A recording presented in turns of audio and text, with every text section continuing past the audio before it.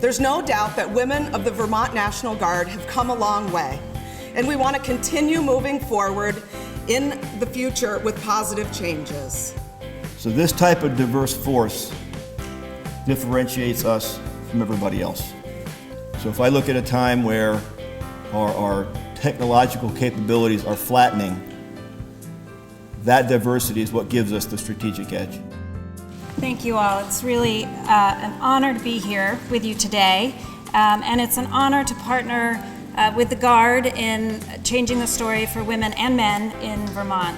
The future is rapidly becoming the present, and I can tell you that you are at a moment in time here where things are changing rapidly because of technology, because we're switching from asymmetric warfare to being able to face our peer competitors. We are changing the face of our military and our military response.